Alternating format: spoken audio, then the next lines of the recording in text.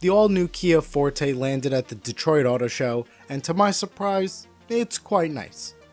It's easy to see that the body was heavily inspired by the Stinger.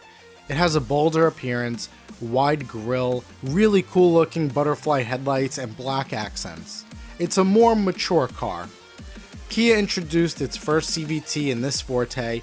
They call it an Intelligent Variable Transmission, or IVT, and it adds fake shift points and a chain type belt to address the rubber band feel that CVTs are so often associated with. Yeah, I know, long live the manual, and Kia apparently feels the same, offering a 6-speed gearbox. You can expect approximately 150 horsepower and around 130 pound-feet torque, and that's not too crazy, but it's still more than a Corolla. And with an estimated 35 miles per gallon, you won't break the fuel pump bank. In entertainment news, Apple CarPlay and Android Auto are standard. If you wanted to upgrade the tech a bit, you could get a whole suite of common driver aid and safety features, and even a 300-watt sound system. I'll go ahead and assume that is peak power and not RMS.